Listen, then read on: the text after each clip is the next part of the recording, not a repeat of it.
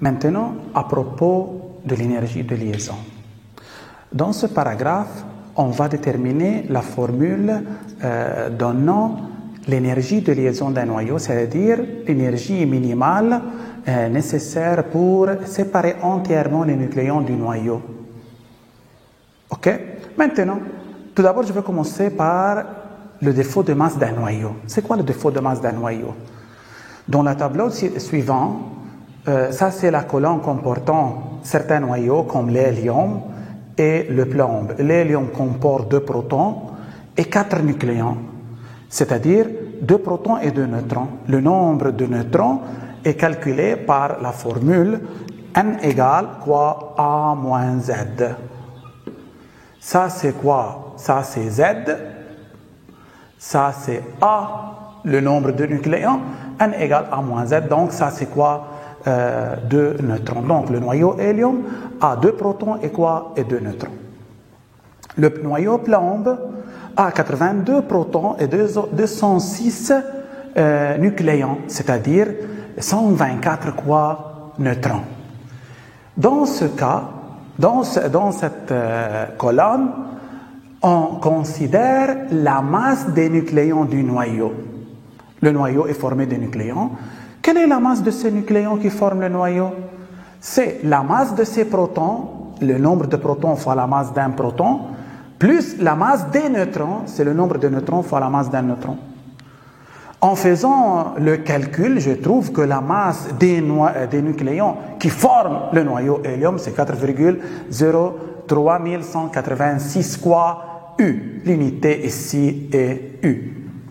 Maintenant, j'ai fait le calcul ici. La masse du noyau hélium, c'est ZMP plus NMN. Z pour l'hélium, c'est 2. N pour l'hélium, c'est 2. La masse de protons et la masse de neutrons sont données ici. Donc, je trouve que la masse des nucléons qui forment le noyau hélium, c'est 4,03186 unités de masse atomique.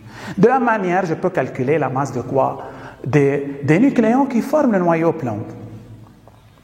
Ici, on résume les masses des noyaux. Il y a une très grande différence entre les masses des noyaux, des nucléons formant le noyau et la masse d'un noyau. La masse d'un noyau, les nucléons sont unis ici dans le noyau. À l'aide d'un spectrographe, je peux déterminer la masse du noyau en entités. C'est combien? C'est 4,0026, ici 205,9745 et d'autres. Mais remarquons ici, si je compare ces deux, qu'est-ce que je constate? Je constate toujours que la masse des nucléons formant le noyau est supérieure à la masse de quoi? À la masse du noyau lui-même. C'est-à-dire, après la formation du noyau, il y a quoi? Il y a une masse perdue. Une masse perdue. C'est-à-dire, remarquons bien ici. Ici, j'ai 4 nucléons, 2 protons et 2 neutrons. Ces nucléons forment le noyau après leur union, forment quoi? Forment le noyau hélium. Le noyau hélium. Lorsque je veux joindre ces nucléons pour former le noyau hélium, la masse passe de 4,03186 unités de masse atomique à 4,0026. Donc, la masse va diminuer. Il y a une perte de masse. Cette perte de masse s'appelle quoi? Cette perte de masse s'appelle quoi? Défaut de masse. La masse perdue, c'est le défaut de masse du noyau. Égal à combien? Son symbole est delta M, Son symbole est quoi? Et delta M est égal à quoi? C'est la masse des nucléons à l'état libre lorsqu'ils ne sont pas liés. C'est la masse des nucléons moins la masse du noyau. La masse des nucléons avant leur union moins la masse du noyau après sa formation, égale à quoi? C'est ZMP plus NMN moins MX. Ça, c'est quoi? Delta M. Ça, c'est quoi? Le défaut de masse. Ça, c'est à retenir. C'est quoi le défaut de masse? C'est la différence entre deux masses. La masse des nucléons du noyau avant leur union, moins la masse de quoi? Du noyau lui-même après sa formation. On le prend comme une seule entité. Une seule entité. Tout le monde d'accord? Toujours, en passant de l'état des ions libres, non liés, à l'état d'un noyau, il y a un défaut de masse ou une perte de masse. Cette perte de masse s'appelle défaut de masse du noyau. Quelle est la formule donnant cette perte? C'est ça, c'est ZMP plus NMN, c'est la masse des nucléons avant leur formation, moins la masse du noyau lui-même. Maintenant, on va parler de l'énergie de liaison. Donc, ça, c'est un noyau, ça, ce sont les nucléons à l'état libre d'un noyau X, A, Z. Leur masse tout entier est combien? ZMP plus NMN. Par ces nucléons, on forme le noyau X à Z en joignant ces nucléons. On obtient un noyau de masse inférieure à quoi? À cette masse, à la masse de nucléons à l'état libre. On a dit qu'il y a quoi? Un défaut de masse. Le défaut de masse de ce noyau est ZMP plus NMN moins masse du noyau. Maintenant donc, lors de la formation du noyau, il y a une perte de masse. En revenant à la formule d'Einstein, chaque corps de masse M possède une énergie, dite énergie de masse égale quoi? mc carré. Donc, toute masse est une forme d'énergie. La masse peut se transformer en énergie. Ça, c'est l'idée d'Einstein. Maintenant, ici, on a une masse perdue. Cette masse se transforme en énergie. C'est-à-dire, lors de la formation du noyau, il y a une libération de quoi? Libération de l'énergie. Mais à quoi égale cette énergie? La masse perdue se transforme en énergie. L'énergie libérée lors de la formation du noyau est équivalente à l'énergie de la masse perdue, c'est-à-dire la masse perdue fois quoi? C carré. L'énergie de masse, c'est masse m fois c au carré. Donc, l'énergie de la masse perdue, c'est la masse perdue fois c au carré. Mais qui est la masse perdue? C'est delta m. Donc, ça, c'est quoi? Delta mc au carré. Ça, c'est l'énergie libérée lors de la formation du noyau. Égale delta m quoi? C carré. Maintenant, remarquons bien, c'est aussi, s'appelle énergie de liaison du noyau. Remarquons bien, si je veux séparer les nucléons de ce noyau d'une manière réversible, maintenant on va parler. Lors de la formation du noyau, il y a quoi? Une libération de l'énergie égale à quoi? Delta m c carré. Donc, si je veux séparer les nucléons de ce noyau, j'ai besoin d'une énergie égale à quoi? À delta m c carré. Ça, c'est l'énergie de liaison égale delta m c au carré. C'est-à-dire, c'est l'énergie minimale nécessaire pour séparer entièrement quoi? Les nucléons du noyau. Ça, c'est l'énergie de liaison. C'est l'énergie de liaison du noyau, c'est l'énergie minimale nécessaire pour séparer entièrement les nucléons du noyau. Ou c'est l'énergie libérée lors de la formation du noyau. Tout le monde d'accord? Ça, c'est l'expression de quoi? De l'énergie de liaison. Ça, c'est quoi? Énergie de liaison du noyau. A pour définition, c'est l'énergie minimale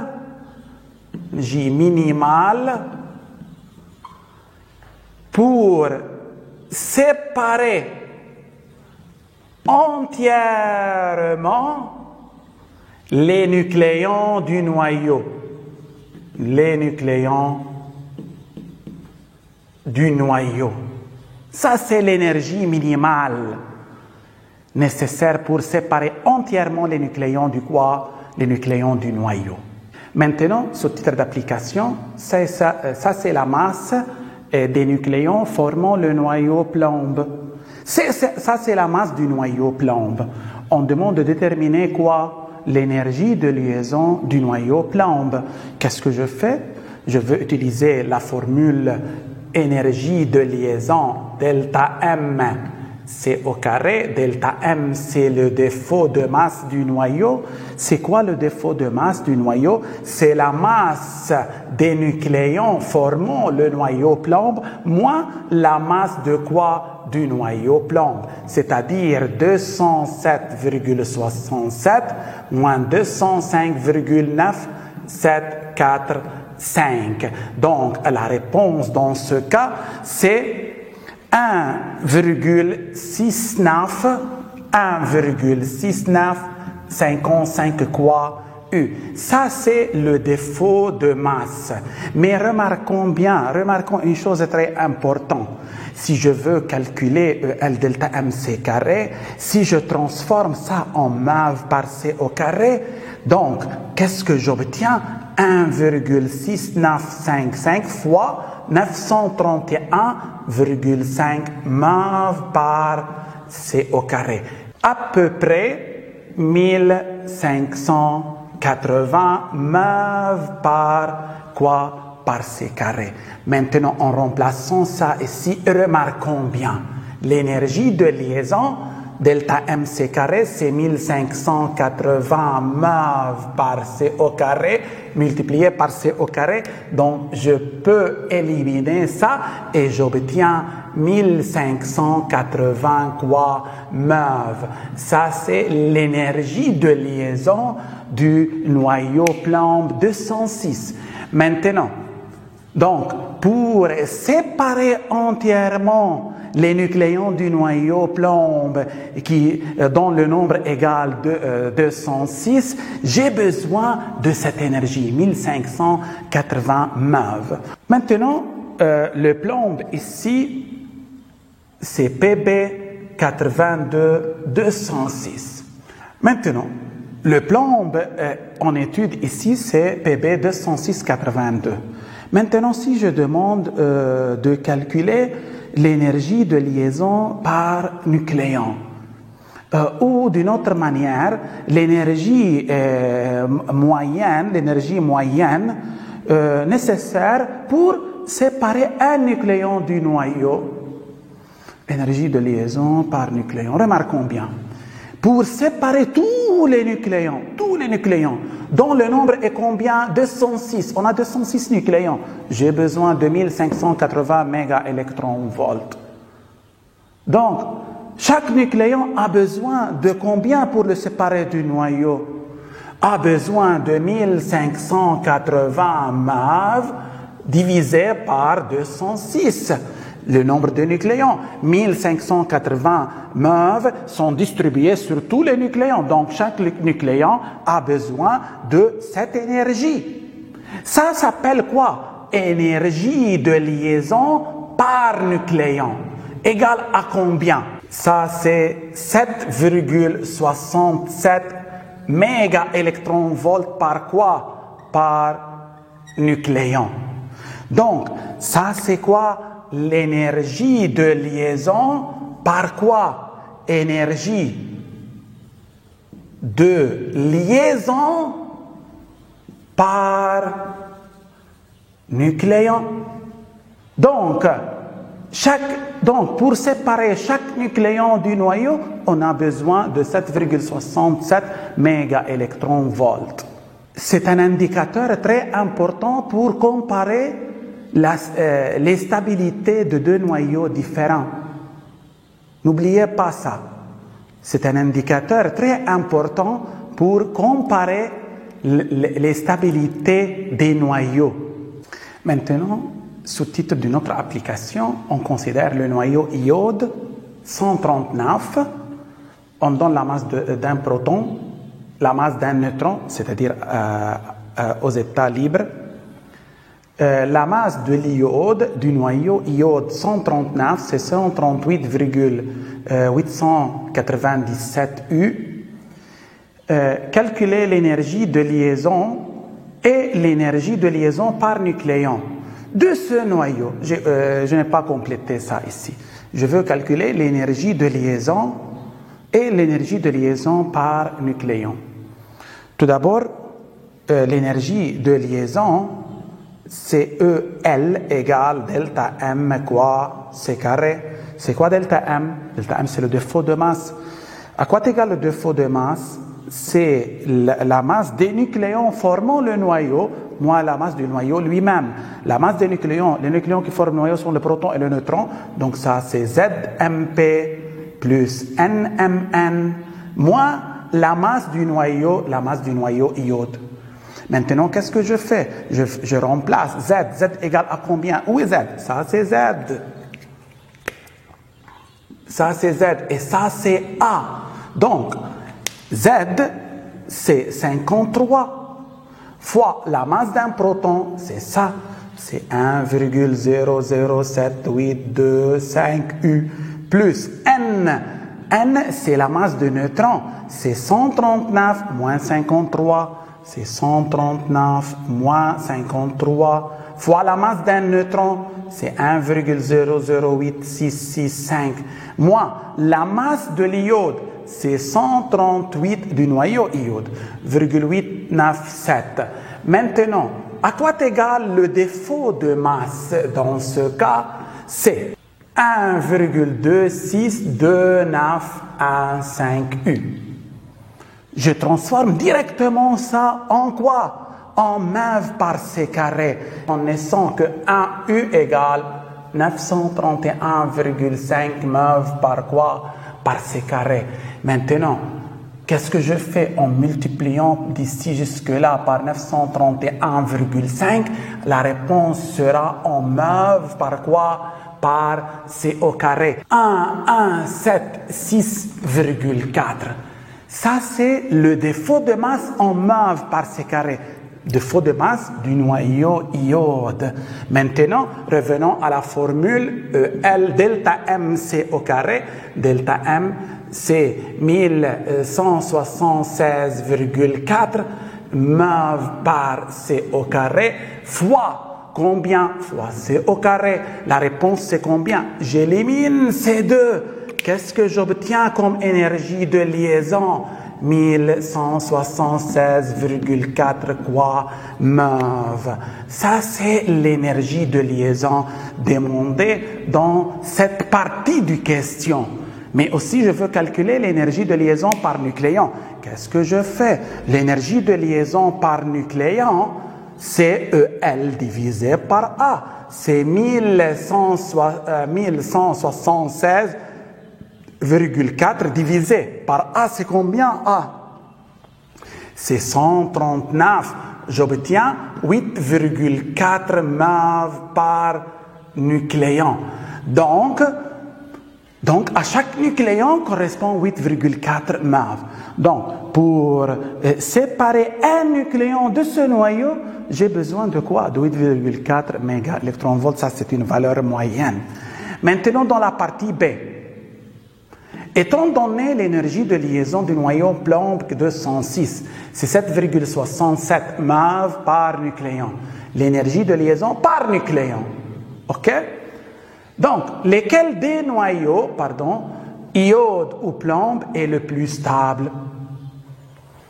Si j'ai l'énergie de liaison par nucléon du noyau iode et j'ai l'énergie de liaison par nucléon pour le noyau Pb. Ici, j'ai 7,67 MeV et ici, j'ai 8,4 MeV. Ça est plus grand que ça. Donc, j'ai besoin plus d'énergie pour séparer un nucléon dans le cas de l'iode. Donc, l'iode est le plus stable. Toujours, le noyau le plus stable a l'énergie de liaison par nucléon la plus grande. Toujours. Tout le monde d'accord? Si je veux comparer les stabilités de deux noyaux différents, je compare leur énergie de liaison par quoi? Par nucléon. Celui qui possède l'énergie de liaison par nucléon la plus grande, c'est le noyau le plus stable.